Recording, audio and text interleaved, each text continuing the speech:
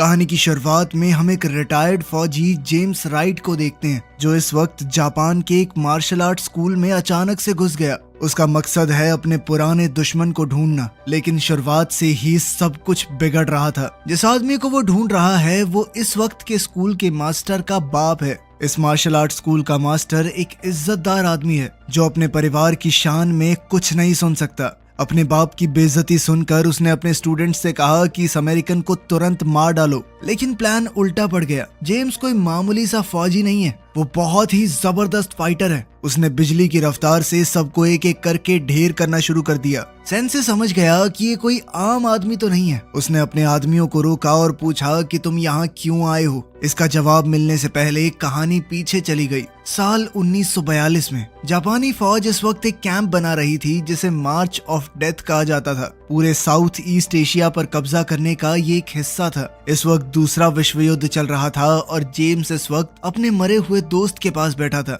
जिसका शरीर उसने खुद ही दफनाया था। अगली सुबह जापानी फौजी जंगल में दुश्मनों को ढूंढने लगे। जेम्स ने उनके पास ही छुपकर एक पत्थर फेंका उनका ध्यान भटकाने के लिए, और फिर अचानक से हमला कर दिया। एक फौजी को मार दिया और एक माइन उड़ा दी। कुछ पलों के लिए उसे लगा कि वो जीत रहा है, पर जंगल में जितनी उसने सोची थी उससे कहीं ज्यादा बड़ी फौज है। वो भागता हुआ पेड़ों के बीच से निकला, पर जल्दी ही पकड़ा गया। कमांडर ने कहा कि इसे मारो मत, जिंदा पकड़ो, इसे कैंप ले चलो। गेट से घुसते ही सबका ध्यान उस पर चला गया। कर्नल तुरंत समझ गया कि ये कोई आम बंदा नहीं है, ये ब्रिटिश एयरफोर्स का कमांडर रह चुका है। कैंप में बंद फौजियों के अंदर एक बड़े अफसर को देखकर हौसला ना आ जाए, इसलिए कर्नल ने कहा कि इसे चुपके से मार दो। पहले तो लगा कि जेम्स हार मान गया, पर जैसे ही तलवार चली वो बच गया। अपनी जबरदस्त लड़ने की तकनीक से उसने 3 गार्ड्स को मार दिया और फिर जंगल की तरफ भाग गया। जल्द ही उसे एक क्रैश हुए प्लेन का कबाड़ मिला, लेकिन वो वहाँ भी ज्यादा देर तक छुप नहीं पाया।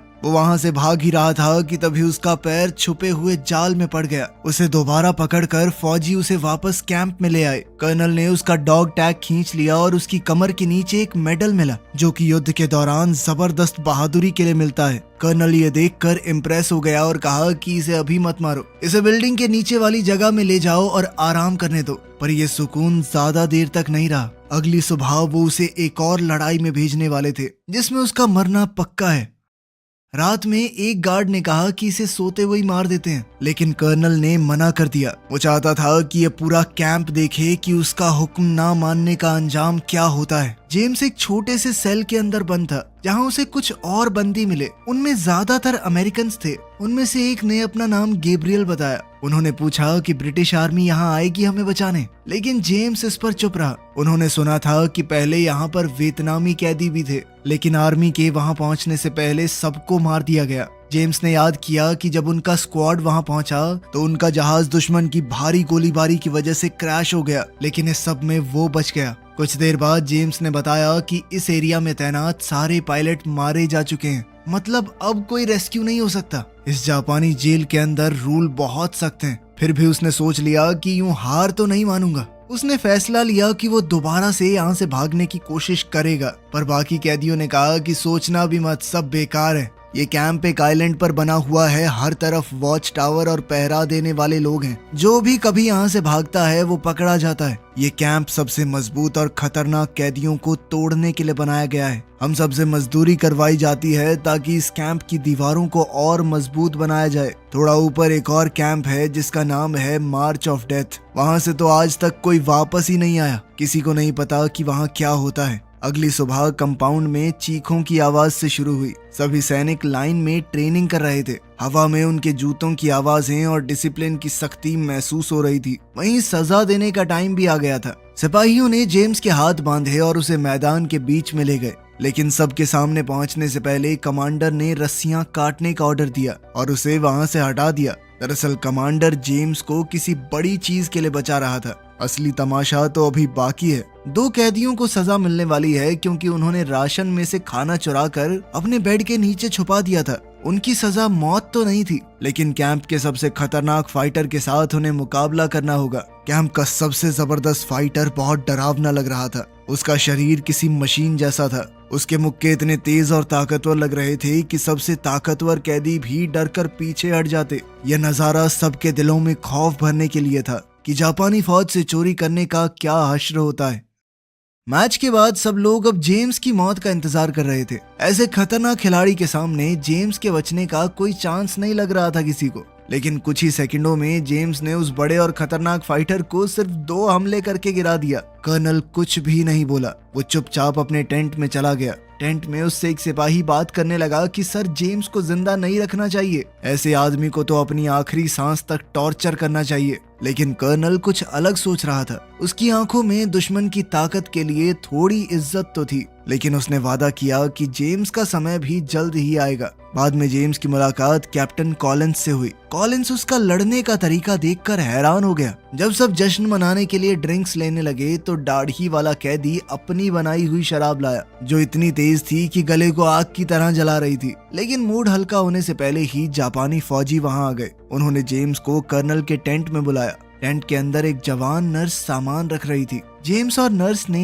एक पल के लिए एक दूसरे को देखा। उन्होंने कुछ कहा नहीं, पर महसूस जरूर किया। फिर कर्नल ने कहा कि मैंने तुम्हें तारीफ करने के लिए नहीं बुलाया। उसने जेम्स के फाइटिंग स्टाइल को पहचान लिया था। यह लड़ने का ऐसा तरीका है जिसे कभी जापान में बैन कर दिया था। फिर बात घूमकर जेम्स के मेडल पर आ गई। ये मेडल जेम्स का नहीं था, बल्कि उसके बाप का है। कर्नल ने बताया कि मेरे पिता भी फौज में ही थे। फिर उसने अपने मरे हुए ऑफिसर की तलवार निकाली और जेम्स के गाल पर एक हल्का सा कट लगा दिया, और फिर गार्ड्स को कहा कि इसे ले जाओ। यह सीधी सीधी बात थी कि जेम्स अब कल मरेगा। अगली सुबह कर्नल एक और फाइट अरेंज कर रहा था। उसे पता था कि जेम्स का लड़ने का तरीका एक आदमी के लिए तो बहुत बढ़िया है, लेकिन बहुत सारे दुश्मनों के सामने काम नहीं करेगा। इसीलिए उसने अपनी टीम के सबसे ताकतवर फौजियों को उससे लड़वाया। लेकिन जेम्स तूफान की तरह हिला। 1 मिनट के अंदर अंदर उसने तीनों को गिरा दिया। वो चाहता तो अपने आखिरी वार से उन्हें खत्म भी कर सकता था, लेकिन जेम्स रुक गया। उसने उन्हें मारा नहीं। कर्नल फिर से बिना कुछ बोले टेंट में चला गया। बाद में जब जेम्स के साथ ही उन जापानी फौजियों का मजाक उड़ा रहे थे, तो जेम्स ने कहा कि वो फौजी कोई डरपोक नहीं थे, वो बस अपने कमांडर के ऑर्डर्स फॉलो कर रहे थे, बिल्कुल हमारी तरह। उसकी ये बात सुनकर सब चुप हो गए। कुछ देर बाद कैंप में गोली चलने की आवाज गूंज उठी। कर्नल ने तीनों हारे हुए फाइटर्स को मरवा दिया था। वो सबको दिखाना चाहता था कि यहाँ दया की कोई जगह नहीं है। गैब्रियल और कॉलिंस के घाव बढ़ रहे थे। जल्दी ही उन्हें उस कैंप में भेजा जाएगा जहाँ से कोई वापस नहीं आता। समय कम था तो जेम्स ने एक खतरनाक प्लान बनाया। उसने वॉच टावर के ऊपर रेडियो देखा था। अगर वो रेडियो तक पहुंच गया तो वो किनारे से ब्रिटिश फोर्सेस को सिग्नल दे सकता है। उस सिग्नल के मिलते ही ब्रिटिश फौज उन्हें बचाने जरूर आएगी। तो प्लान बनाया गया कि अगली काम की शिफ्ट में कैदी शोर शराबा मचाएंगे। चीख पुकार होने लगी। सभी गार्ड दौड़कर वहां आए। टावर वाला सिपाही भी नीचे उतर आया। जेम्स टावर की तरफ दौड़ा और ऊपर चढ़ गया। उसने रेडियो तोड़कर निकाल लिया और सैंड बैग्स के पीछे छुप गया। जैसे ही वो निकलने लगा तो नर्स ने उसे देख लिया। कुछ देर बाद एक सिपाही नर्स के ऊपर डोरे डालने लगा, जिस पर नर्स ने उसे मना किया कि मैं ये सब नहीं चाहती। जिसके बाद उसने नर्स को जोरदार थप्पड़ मारा। लेकिन काफी पूछताछ के बाद भी नर्स ने जेम्स के बारे में कुछ नहीं बताया।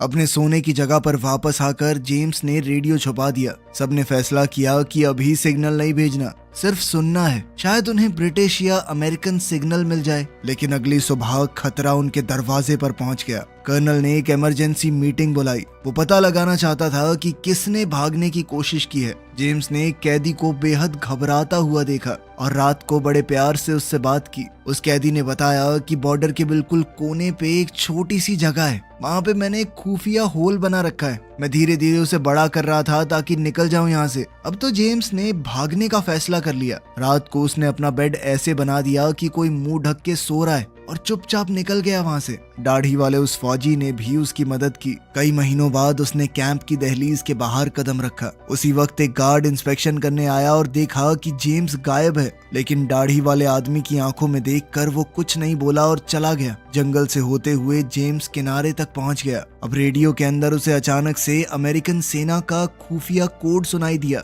मतलब कि अमेरिकन फौज आसपास ही है, शायद हमला करने की तैयारी में। वहीं उसे वो क्रैश हुआ प्लेन भी मिल गया जो उसने पहले देखा था। प्लेन के पास एक मेटल हुक भी पड़ा था, जिसे देखकर जेम्स के दिमाग में एक नया आइडिया आया। फिर जेम्स चुपके से उसी जगह से होते हुए अपने कमरे में वापस चला गया। अगली सुबह जेम्स ने अपने सभी साथियों को बुलाया और बताया कि उसने क्या देखा। रेडियो पर जो आवाजें आई थी वो नवाजो भाषा में थी, जिसे सिर्फ अमेरिकन फौज इस्तेमाल करती है। इसका मतलब कि अमेरिकी फौजी पास ही हैं। जेम्स ने उन्हें एक और चीज बताई, जंगल में उसे एक ग्लाइडर जैसा साफ सुथरा हवाई जहाज मिला है। अगर वो किसी गुजरते हुए प्लेन से ग्लाइडर को जोड़ पाएं तो वो हवा में उड़कर उन्हें सुरक्षित ले जा सकता है। ये प्लान पागलपन जैसा लग रहा था, लेकिन उनके पास खोने को क्या ही था। उन्हें ये छोटी सी उम्मीद भी मंजूर थी। सब लोग खतरा होने के बावजूद मदद करने के लिए तैयार हो गए, पर उनकी उम्मीद ज्यादा देर तक नहीं टिकी। सिपाही आ गए और जेम्स को कर्नल के सामने ले जाया गया।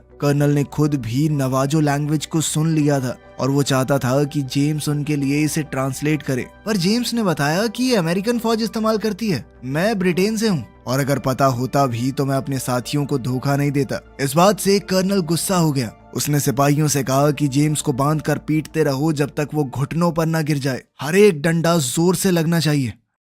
अब टेंट में दर्द की आवाजें गूंजने लगी। जब जेम्स गिर गया तो गार्ड्स उसकी रस्सी काट कर उसे मुक्कों से मारने ही वाले थे कि तभी जेम्स ने अपना असली प्लान शुरू कर दिया। उसने अपनी बची हुई ताकत से एक गार्ड को मारकर नीचे गिरा दिया, बिल्कुल कर्नल के सामने। कर्नल ईटो के सिपाही कैसे एक अकेले आदमी के सामने हार गए, ये कर्नल को बहुत बड़ी बेइज्जती लगी। गुस्से में आकर वो कैंप के बीच में गया और कुछ वर्कर्स को वहीं मार दिया। उसने कहा कि अब बाकी लोग मौत से भी बुरी जिंदगी जिएंगे। इतना दर्द सहने से जेम्स बेहोश हो गया। 2 दिन बाद जब उसे होश आया तो वो दवा खाने में पड़ा था। कर्नल ने ऑर्डर दिए थे कि उसे जिंदा रखो। उसके जख्मों का इलाज वही जवान नर्स कर रही थी, जिसका नाम है टेरेसा। वो 3 महीने से कैंप में काम कर रही थी, खुद भी बाकी कैदियों की तरह फंसी हुई थी। जेम्स उससे कुछ पूछने ही वाला था कि तभी एक सिपाही वहां आ गया और दोनों को अलग कर दिया। रात को जेम्स बेड पर अकेला पड़ा रहा। अचानक गोलियां चलने की आवाजें आई। उसने आंखें खोली तो एक चाकू उसके मुंह के पास चमक रहा था।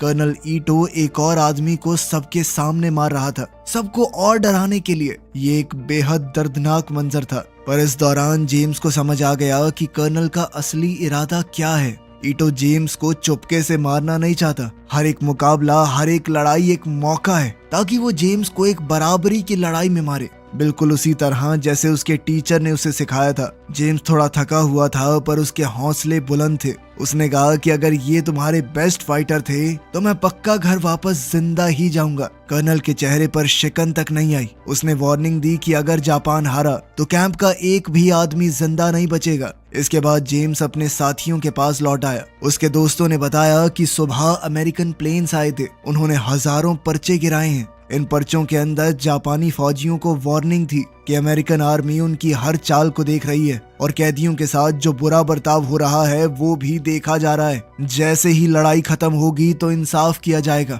लेकिन जेम्स को इस सब से कोई फर्क नहीं पड़ा। उसने बताया कि ईटो कभी सरेंडर नहीं करेगा। अगर जापान हार भी गया तो वो यहाँ मौजूद सबको मार देगा। सभी चुपचाप सुनते हुए सोच रहे थे कि कहीं वक्त ऐसे ही ना निकल जाए। रात के वक्त गैब्रियल जंगल में ग्लाइडर चेक करने गया। वापस आते हुए उसकी मुलाकात जेम्स से हो गई। उनके कमरे तक जाने वाला सीधा रास्ता बंद कर दिया गया था, तो वो दोनों छुपकर साइड से जाने लगे। लेकिन एक गार्ड ने उन्हें देख लिया। उसके साथ लड़ाई में उन्हें गार्ड को मारना पड़ा, वरना वो पकड़े जाते। आवाज सुनकर एक और अफसर आया। जेम्स ने उस आदमी को मारने की बजाय उसे छोड़ दिया। उस अफसर ने दोनों को चुपके से उनके कमरे तक वापस भेज दिया, लेकिन फिर जाकर गार्ड्स को बता दिया कि एक गार्ड का मर्डर हुआ है। ये सुनते ही सभी फौजी कैदियों के कमरे में घुस गए। कैंप में खामोशी फैल गई। कर्नल ने सुबह तक फैसला किया कि असल कातिल को खोजना ही पड़ेगा। अपने साथियों को बचाने के लिए जेम्स ने आगे आकर कहा कि मैंने मारा उसे। कर्नल ने इस बात का सबूत मांगा।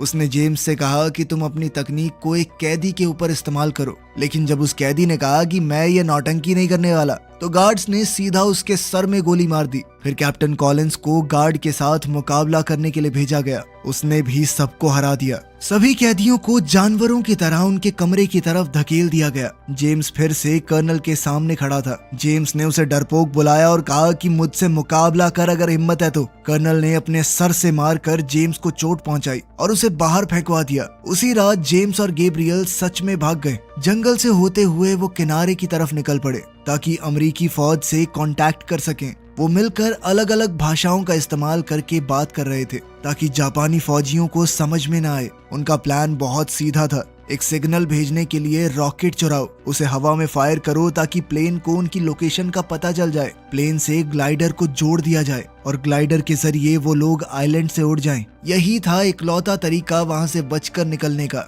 जब वो कैंप में अपने कमरे में वापस आए तो सब कुछ सूना सूना सा था। कमरा एकदम खाली था और लाइटें बंद। अचानक फौजियों ने अंदर घुसकर उन्हें भी बेहोश कर दिया। वो तब होश में आए जब एयरप्लेन्स ऊपर से गरज रहे थे। कैंप की नर्सों को आसमान की तरफ देखकर लगा कि शायद अमेरिकन सब आ गए हैं हमें बचाने के लिए। कुछ ही पल बाद पूरे कैंप में हंगामा शुरू हो गया। कैदियों को बांध दिया गया और पूरे टापू पर धमाकों की आवाज सुनाई देने लगी। अमेरिकी फौज ने हमला कर दिया था। इस जगह से अब कर्नल ईटो का कंट्रोल चला गया था। गुस्से में आकर उसने सामने दिखने वाले हर एक इंसान को मारना शुरू कर दिया, चाहे वो सिपाही हो या कैदी। गोलीबारी के बीच जेम्स समझ गया कि उन्हें रेडियो तक पहुंचना होगा और अमेरिकी सिपाहियों से दोबारा बात करनी पड़ेगी। लेकिन जब वो रेडियो तक पहुंचे वो पूरा टूट चुका था। अब उनकी अकेली उम्मीद थी टावर पर लगा हुआ ट्रांसमीटर। इस मौके पर नर्सेज ने हिम्मत दिखाई। उन्होंने गार्ड का ध्यान भटकाया, उनको पास बुलाया और फिर मार दिया। अब रास्ता साफ था। टावर के ऊपर गैब्रियल ने तुरंत इमरजेंसी सिग्नल भेजा। नीचे पूरे कैंप में पागलपन सा छा गया था। जापानी फौजी भागने की कोशिश कर रहे कैदियों पर गोली चलाने लगे। जेम्स ये सब चुपचाप नहीं देख सकता था। उसने भी एक राइफल पकड़ ली और गोली चलाने लगा। इससे कुछ गार्ड्स मर गए और बाकी कैदियों को भी हिम्मत मिल गई। धीरे धीरे कैंप में बहुत बड़ी बगावत हुई। कैदियों को जो मिला वो उससे लड़ने लगे। लड़ाई के बीच में कैप्टन कॉलिंस एक ऐसे अफसर के आगे आ गया जो शुरू से उसे परेशान करता था। लड़ाई बहुत तेज हो गई पर ज्यादा देर नहीं चली। कॉलिंस जीत ही रहा था, लेकिन तभी पीछे से किसी ने उसे गोली मार दी और वो वहीं गिर पड़ा। अपने दोस्त को यूं गिरते हुए देखकर जेम्स और गुस्से में आ गया। वो सीधा कर्नल के टेंट में घुस गया जहां कर्नल ईटो तलवार लेकर खड़ा था। दोनों के बीच अब एक जबरदस्त लड़ाई छिड़ गई। आखिर में ईटो गिर पड़ा और जेम्स खड़ा रहा, बहुत थका हुआ, खून से भरा शरीर लिए, लेकिन अब वो जीत चुका था। गैब्रियल जेम्स को खींचकर बाहर ले गया। जहाज ऊपर घूम रहे थे और वक्त बहुत कम। वो दोनों वहां से भागने लगे। एक फौजी ने राइफल उठाई उन दोनों को पीछे से गोली मारने के लिए, लेकिन कर्नल ईटो ने उस फौजी की बंदूक को अपनी तलवार से हटा दिया। उसने उन दोनों को जाने दिया। ये जीतने वाले की तरफ इज्जत दिखाने का उसका तरीका था। जेम्स और गैब्रियल जंगल से भागते हुए ग्लाइडर तक पहुंच गए। ऊपर मंडरा रहे अमेरिकी प्लेन्स ने अपना आखिरी हमला शुरू कर दिया। इतने में जापानी फौजी पेड़ों के बीच से निकले हमला करने के लिए, लेकिन प्लेन्स ने गोलियां चलानी शुरू कर दी। सारे जापानी फौजी वहीं मारे गए। अच्छे बुरे सभी खत्म हो गए। इस धुएं और लड़ाई के बीच में जेम्स ने टो करने वाली केबल उठाई और ग्लाइडर पर लगा दी। एक अमेरिकी जहाज पास से निकला और केबल पकड़ ली, जिसके बाद ग्लाइडर हवा में उड़ गया। आइलैंड धीरे धीरे नीचे छोटा होता गया। दोनों ने एक कसम खाई कि एक दिन वापस आएंगे और बाकी लोगों को भी बचाकर ले जाएंगे यहाँ से। सालों बाद यही कसम जेम्स को जापान के उस छोटे मार्शल आर्ट स्कूल तक ले आई थी। वो उस आदमी को ढूंढने आया था जिसने कर्नल ईटो को सिखाया था। वहाँ के नए मास्टर ने अपने स्टूडेंट्स को भेज दिया और जेम्स की बात ध्यान से सुनने लगा। मास्टर ने बताया कि मेरे पिता और पुराने गुरु 1 साल पहले मर गए। मरने से पहले उन्होंने बताया था कि एक दिन एक फिरंगी आएगा, एक आदमी जो उस तकनीक से लड़ता है जिसे सालों पहले बैन कर दिया गया था। मास्टर ने जेम्स से कहा कि तुम अपनी तकनीक दिखाओ। जेम्स थोड़ा शांत हुआ और कुछ घातक मूव्स दिखाए, लेकिन वार नहीं किया। मास्टर समझ गया कि यही वो इंसान है जिसकी बात की गई थी। फिर उसने एक छोटा सा लकड़ी का डब्बा निकाला। उसके अंदर जेम्स के पिता का वो मेडल और एक डॉग टैग था। 2 ऐसे योद्धा जो शायद किसी और समय में एक दूसरे के दुश्मन होते, लेकिन अब शांति में एक साथ खड़े हैं। वीडियो पसंद आई तो लाइक कर देना, चैनल को सब्सक्राइब कर लेना। मिलते हैं अगली वीडियो में।